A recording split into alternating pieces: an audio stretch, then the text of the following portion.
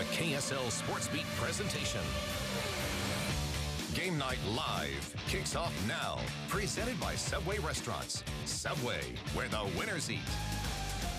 And hi there, everybody. Welcome to Game Night Live. We will get to week 4 of the high school football season in just a moment. But first, let's get you ready for BYU's home opener with Boise State. They kick later tonight, 8:15 in Lavelle Edwards Stadium. Jeremiah Jensen is outside the stadium right now with the tailgaters. Hi, JJ. Yes, oh, Rod, it smells so good right now. We're tailgating before the game. What better thing to do before this big game between BYU and 20th ranked Boise State? Look, we got the meat on the grill right now. BYU fan St. Kim drove all the way from Northern California to deliver this to the loyal Cougar fans here at this tailgate. Look at that. Saying, what is this? Tell us about this meat. This is tri-tip. So in California and Central Valley, this is what we do. This is all the rage. Thank you for bringing it to Utah. It's my pleasure. We appreciate it. Can't wait to tear into that beautiful piece of meat. Yep. We're going to get the meat sweats here in a minute. But first, let's talk about the game tonight. BYU and Boise State, an incredible way to win that game at Nebraska. So much excitement about that win. But for the Cougars, they've got to move past that. They've got to get ready to take on a very good Boise State team tonight, a team that has had BYU's number in recent years. To hang our hats on the one moment could ruin that moment, right? If we don't win these next few games and have a mediocre season, no one remembers really what happened, right? Touchdown! The way the game ended was perfect, and just using that momentum to just spring us into Boise State is really going to help us. The focus now is on beating 20th ranked Boise State, something that hasn't been easy for BYU over the years.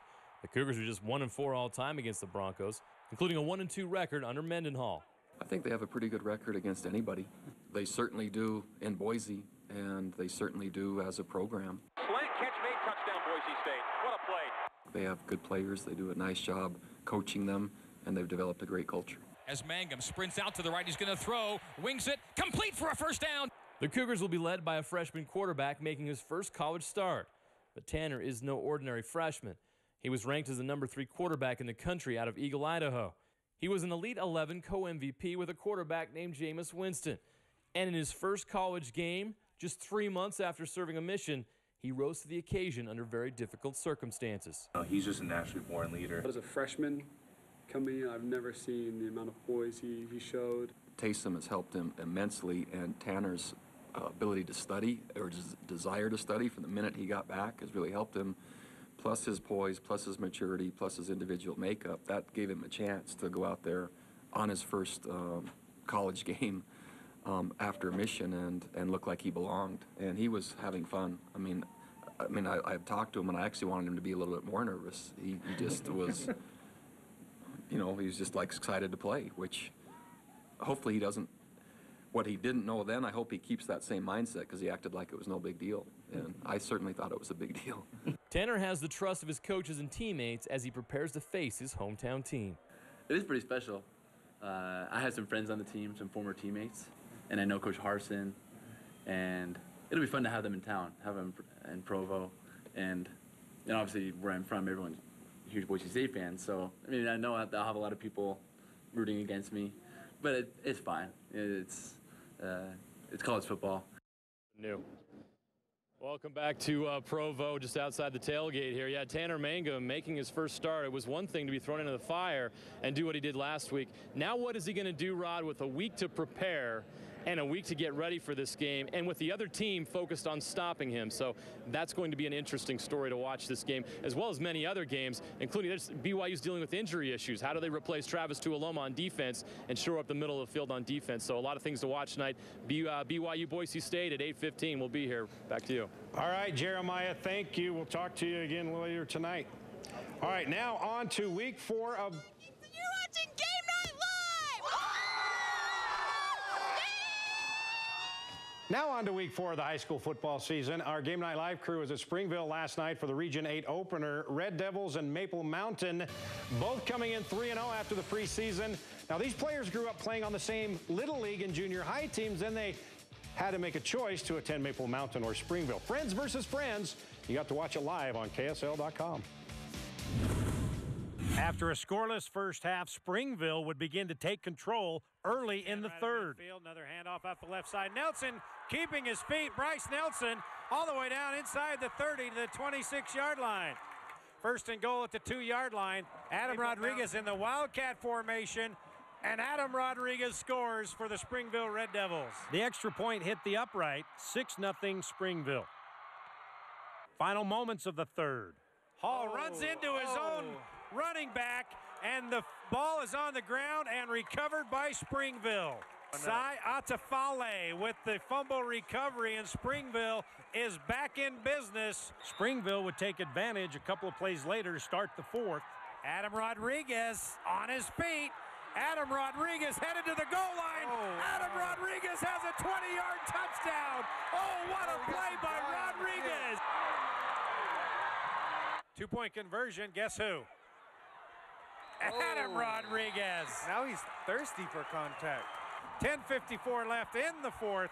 Springville now out to a 14-0 lead over Maple Mountain. But Maple Mountain finally finding rhythm on the next drive. First and goal from the 4-yard line. Jaron Hall in the shotgun. Hall looking left. Hall going to the end zone. Caught. Touchdown. Is it? Yes. Great touchdown. Call. Austin Edwards from Jaron Hall, 4 yards. It remained 14-7 until 36 seconds left in the fourth. Jaron Hall looks back the other way. Jaron Hall going deep. Jaron Hall's got a receiver. It's caught. It's caught for a touchdown. 36 yards. Jaron Hall. Dawson Bueller. We're an extra point away from being tied. Great call. Extra point to tie it up. You got to have it. Tippett. Hold is down. Oh, it's blocked. It's blocked. It's blocked. And Springville's going to win it. Springville's going to win the Region 8 opener on a blocked extra point. Wow.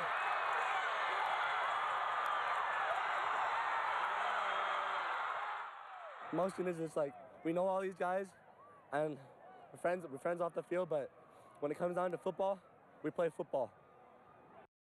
More emotion and drama. Mountain Crest making the move from 4A to 5A this season, and so far so good.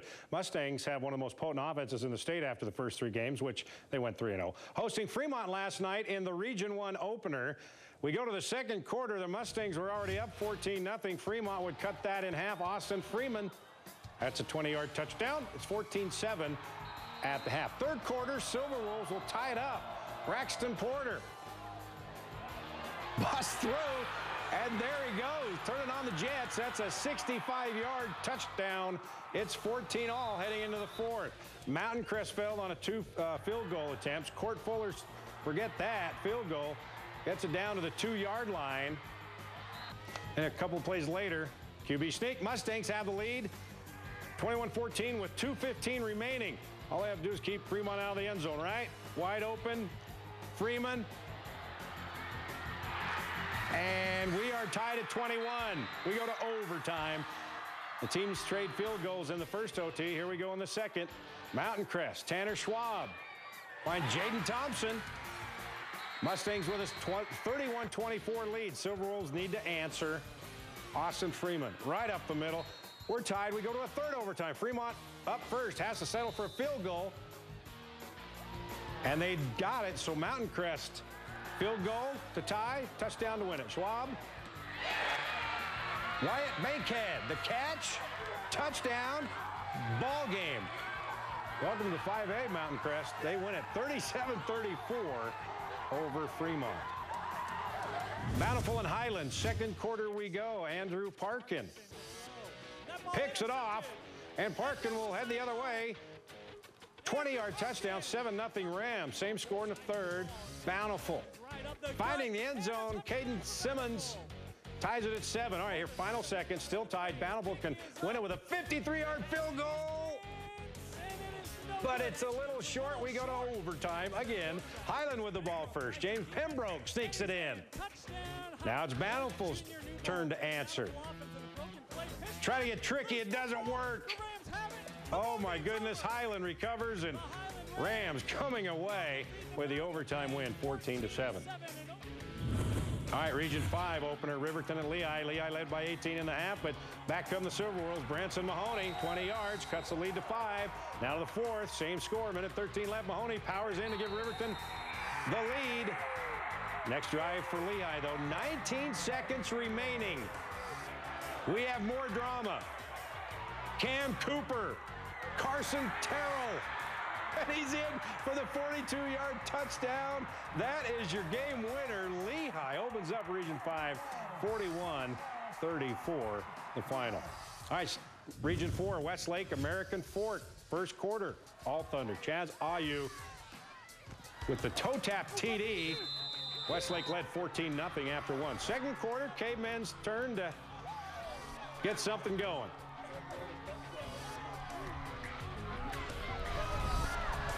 Jacob Smith hit as he throws, but gets it to Ashton Coleman. We're tied at 14 at the half. Let's go to the fourth. Cavemen trailing by 1, under 2 minutes left. Smith airs it out. Jordan Price got it. Laying out for the team. That's your game winner. American Fork opens region play. 24-17 is your final. All right, we have plenty of highlights to check out, and also a great story of a high school star being a friend and mentor. Yeah, he's strong.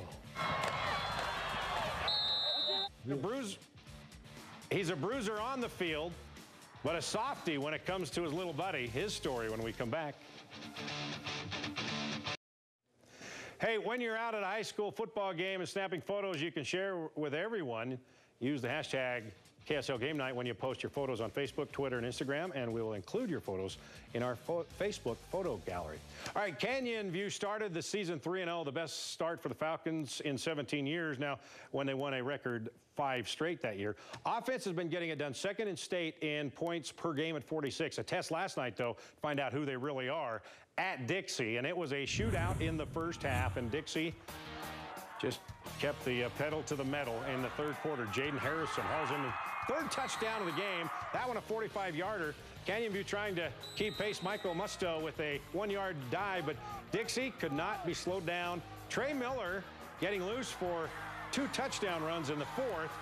Dixie quarterback Zach Hara throwing for 344 yards, 6 touchdowns. Dixie wins the shootout over Canyon View, 55-42. Lone Peak taking on Pleasant Grove. First quarter, the Knights striking first. Talmadge Gunther finding Tyson Dolman for 10 yards. 7-0. Pleasant Grove comes right back. Isaac Hamilton. He'll go to Malik Overstreet. And Overstreet turns on the runners, and he's got a 70-yarder. But after that, just all Lone Peak in this one. Gunther connecting to Dolman again. Lone Peak wins 44-7. All right, the battle for the boot. Stansbury 3-0, and Tooele coming in 1-1. Early in the fourth quarter after a Stansbury touchdown, Lincoln Powers going to return this one. Look at the play they stuck in while we were. And there he goes. It's a foot race to the goal line. He just runs big and strong. And he's brought down outside arm at the 10-yard line. A couple plays later, Powers would finish it off. Tooele going on the road and beating Stansbury 27-16.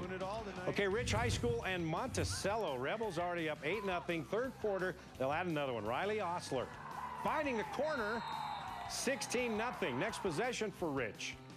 Mitch Jarman, he'll do the damage this time. Rebels get their first win of the season, 24-0 your final.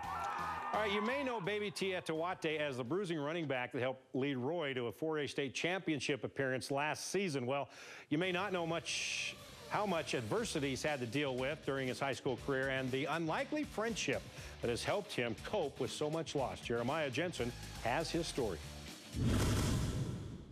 Baby T's strong, real strong. Physically, mentally, emotionally, spiritually. Yeah, he's strong. Real strong. Roy's senior Baby T Etowate is one of the best running backs in the state. He played a big role in the Royals' best season in school history. 5-year-old Cannon is his biggest fan. Who's your favorite player? BT. Cannon is full of life. He loves life. He loves sports. Cannon has some speech issues, and so he's always struggled. He's never had very much confidence. He's always struggled in thinking he can do things and talking to people because people would not understand what he would say.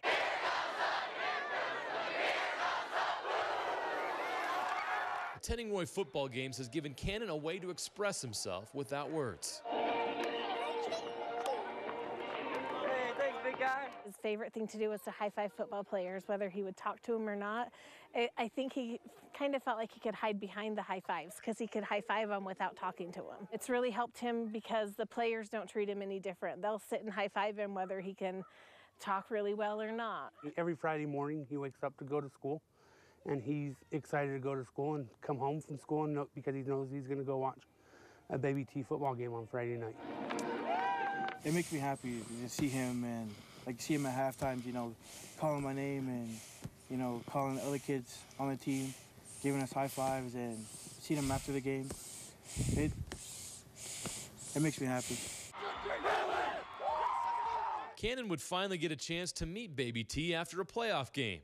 And at last year's state championship, he received a special gift from his favorite player. Baby T gave him his jersey at the state championship game. He was in heaven again. He just couldn't believe he had a Baby T jersey, and he just has loved it. Since then, the two have become friends, a relationship that has helped Baby T through adversity.